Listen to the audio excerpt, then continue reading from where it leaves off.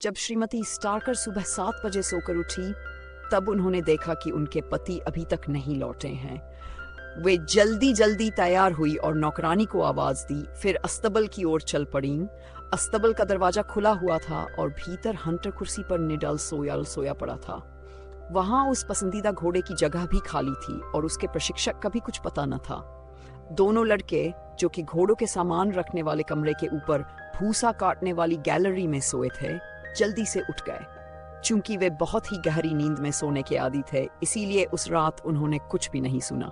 ऐसा मालूम पड़ता था कि हंटर किसी तेज नशे के प्रभाव में था, क्योंकि उसे बिल्कुल भी होश नहीं था। इसीलिए उसे सोता छोड़कर वे दोनों लड़के और दोनों औरतें उस लापता घोड़े तथा उसके प्रशिक्षक को ढूंढने बाहर भागे। उनको अभी भी उम्मीद थी कि प्रशिक्षक घोड़े को अभ्यास के लिए जल्दी लेकर चला गया होगा, किंतु घर के पास टीले पर चढ़ते समय जैसे आसपास के सभी टीले दिखाई पड़ते थे, उस गायब हो चुके पसंदीदा घोड़े का कुछ भी निशान देख सके, बल्कि उन्हें कुछ ऐसी आशंका हुई कि वे किसी परेशानी पड़ गए होंगे। अस्तबल से करीब 1/4 मील की दूरी जॉन स्टार्कर का ओवरकोट एक खाटीली झाड़ी में फंसा फड़फड़ा रहा था और उससे थोड़ी ही दूरी पर कटोरे के आकार का एक गड्ढा था, जिसकी तलहटी में उस दुर्भाग्यशाली प्रशिक्षक का मृत शरीर पड़ा हुआ था। उसका सिर किसी भारी हथियार से हिंसक ढंग से चोट पहुंचाकर छिन्न भिन्न कर दिया गया था और उसे जांघ पर भी घायल कर दिया गया था, जहां पर कटने का एक लंबा निशान साफ दिख रहा था, जो कि लगता था कि किसी बहुत ही तेज धारदार हथियार से ही हुआ था।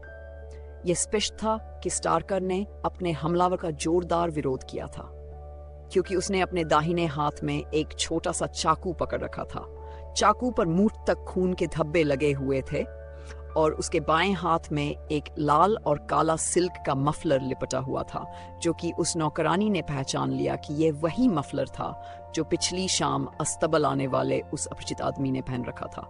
नशे के प्रभाव से बाहर आने के बाद हंटर भी उस मफलर के मालिक के बारे में काफी आश्वस्त हो गया था। उसे भी इस बात का यकीन था कि उसी अजनबी आदमी ने खिड़की के पास खड़े होते समय उसके मसालेदार मटन में कुछ नशा मिला दिया था, ताकि अस्तबल उनकी निगरानी से बच सके। और जहां तक गायब घोड़े का सवाल है, इसके बहुत से सबूत उस खतरनाक गड्ढे की तलहटी की मिट्टी में मौजूद थे, जो कि उस समय हुए संघर्ष के वक्त बन गए थे। हालांकि जिस सुबह से वह घोड़ा गायब हुआ था, उसके बाद उस पर एक बड़ा इनाम भी घोषित कर दिया गया था। इसके साथ ही डार्टमोर के सभी बंजारों को इसके लिए चेतावनी भी दे दी गई थी, परंतु अभी तक उसकी कोई खबर नहीं मिली थी। अंततः एक जांच से यह पता चला कि अस्तबल वाले लड़के के बचे हुए खाने में अच्छी मात्रा में अफीम का पाउडर मिला हुआ था, जबकि उसी रात घर में रहने वाले लोगों ने इस खाने को ही खाया था। तब उन पर इसका कोई दुष्प्रभाव नहीं हुआ।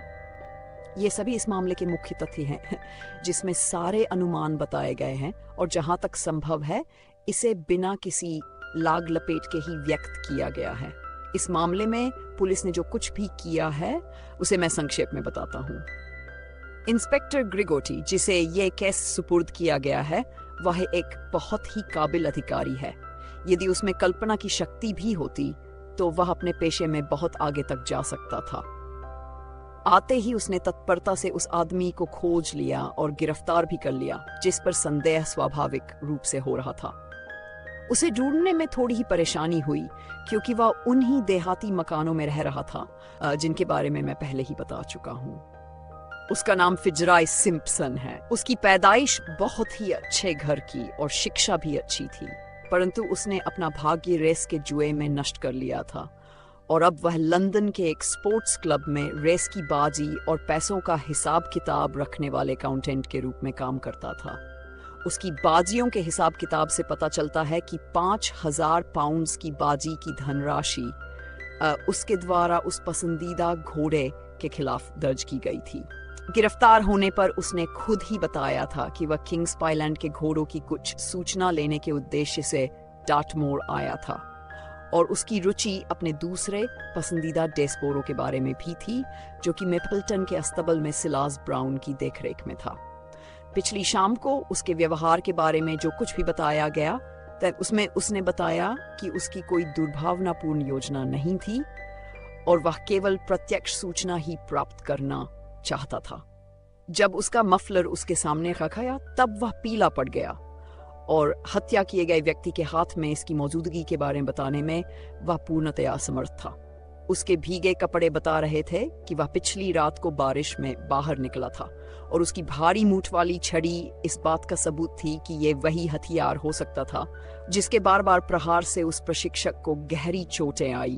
परिणाम स्वरूप वह मर गया। दूसरी तरफ इस व्यक्ति के शरीर पर घाव या चोट का कोई निशान नहीं था, जबकि स्टार्कर के चाकू की स्थिति से पता चलता है कि हमलावर पर चोट कम एक निशान तो होना ही चाहिए। वाटसन, संक्षेप में अब तुम सब कुछ जान चुके हो, पर यदि तुम इस पर थोड़ी और रोशनी डालो तो मैं तुम्हारा आभारी रहूंगा। मैंने होम्स के इस विवरण को बहुत ही रुचि लेकर सुना, जो कि उसने बहुत ही विवेचनापूर्ण और स्पष्टता के साथ मुझे बताया था। हालांकि उन तथ्यों में से अधिकतर से मैं परिचित था और मैंने उनके आपसी संबंध तथा उनसे संबंधित महत्व को बहुत तरजीह नहीं दी थी। मैंने उससे पूछा कि क्या यह संभव नहीं है कि स्टार्कर का घाव उनके आपसी संघर्ष में उसके अपने ही चाकू से लगा हो और दिमाग में चोट लगने के बाद उसकी मृत्यु हुई हो। होम्स ने कहा, ऐसा संभव हो पाना कठिन है, पर मुमकिन हो सकता है। ऐसी स्थिति में अभियुक्त के पक्ष के बहुत से बिंदुओं में से एक बिंदु गायब हो जाता है। मैंने कहा, अभी भी मैं यह समझने में असमर्थ हूं कि इसमें पुलिस का क्या विचार हो सकता है। मेरे साथी ने पलटकर जवाब दिया, मुझे इस बात का डर है कि हमने अपना जो भी मत व्यक्त किया है उसका इससे बहुत ही कड़ा विरोध है।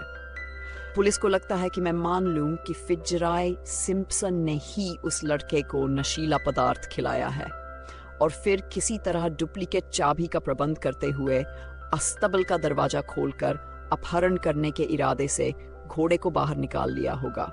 घोड़े की लगाम भी गायब है, इसका मतलब है कि सिम्पसन ने इसे लगाया होगा और फिर दरवाजा खुला छोड़कर जब वह घोड़े को लेकर बंजर क्षेत्र में दूर ले जा रहा होगा, तभी या तो उसकी मुलाकात घोड़े के प्रशिक्षक से होगी या फिर प्रशिक्षक ने उसका पीछा करके उसको पकड़ लिया होगा।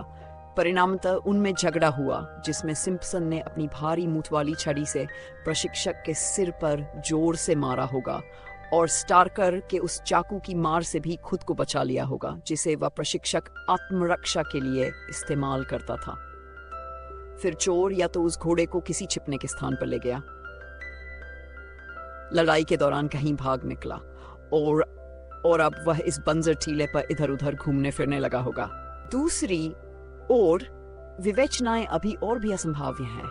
हालांकि जब मैं उस जगह पर एक बार रहूंगा तब मैं इस मामले को बहुत जल्दी ही जांच लूंगा, परंतु तब तक मैं ये नहीं कह सकता हूं कि हम इस मामले की वर्तमान स्थिति से आगे किस प्रकार जा सकते हैं। हमें ताविस्टा के उस छोटे से शहर तक पहुंचने से पहले ही शाम हो चुकी थी। यह शहर डार्टमोर के बड़े से घेरे के बीच में एक डाल के उभार की तरह था। बाहर स्टेशन पर दो भले आदमी हमारा इंतजार कर रहे थे, जिनमें से एक लंबा और सुंदर था। उसके बाल व दाढ़ी किसी शेर की तरह थे तथा आंखें जिज्ञासापूर्ण व छेदती सी हल्के नीले रंग की थी। दूसरा व्यक्ति छोटा और फुर्तीला था तथा इसने साफ सुथरा फ्रॉक वाला कोट और गेटर्स पहन रखा था। इसकी मूंछें पतली और छंटी हुई थी। साथ ही साथ इसने अपनी एक आंख पर लेंस भी लगा रखा। साथ वाला व्यक्ति कर्नल रॉस था, जो कि एक जाना पहचाना खिलाड़ी है, और दूसरा व्यक्ति इंस्पेक्टर ग्रिगोरी है, जिसका नाम इंग्लिश जासूसी सेवा में बड़ी तेजी से चर्चित हुआ है। कर्नल ने कहा, मैं बहुत खुश हूं मी होम्स कि आप आ गए। अपने से जो कुछ भी अच्छा हो सकता था वह सब इंस्पेक्टर कर चुके हैं, परंतु मैं उस बेचारे स्टार्कर को न्याय दिलाने एवं अपने घोड़े को वापस पाने के लिए कोई भी कसर नहीं छोड़ना चाहता हूं। होम्स ने पूछा, क्या कोई अन्य नया नतीजा सामने आया है? इंस्पेक्टर बोला, मुझे बड़े दुख के साथ कहना पड़ रहा है कि इसमें बहुत ही थोड़ी प्रगति हुई है। हमारे पास एक खुली घोड़ा गाड़ी है, आपको कोई ऐतराज हो तो हम रोशनी कम होने से पहले उस जगह को देख ले और रास्ते में चलते हुए बातें भी कर लेंगे। 1 मिनट बाद ही हम सभी उस आरामदेह घोड़ा गाड़ी में बैठे और उस अनोखे पुराने डेवोनशायर शहर की ओर तेजी से आगे बढ़ रहे थे। इंस्पेक्टर ग्रिगोरी इस मामले में पूरी तरह से भरा हुआ था और अपनी टिप्पणियों का प्रवाह जारी रखे हुए था, जबकि होम्स कभी कभी ही प्रश्न करते या बीच में टोकते थे। कर्नल रॉस अपनी बाहों को मोड़े पीठ टिकाकर आराम से बैठे थे और उनका हैट उनकी आंखों के ऊपर झुका हुआ था, जबकि मैं इन दोनों जासूसों के बीच होती बातचीत को रुचिपूर्वक सुन रहा था। ग्रेगोरी अपनी वही कहानी बता रहा था जिसे करीब करीब उसी रूप में होम्स ट्रेन में मुझे पहले ही सुना चुका था। इंस्पेक्टर बोला, फिट्जरॉय सिम्पसन के चारों ओर काफी मजबूत जाल बुना गया है। मुझे ऐसा लगता है कि यही वह आदमी है। साथ ही साथ ये भी महसूस होता है कि सबूत पूरी तरह से परिस्थितिवश उत्पन्न हुए हैं और इसमें जरा सा नया विकास परिणाम को उलट भी सकता है।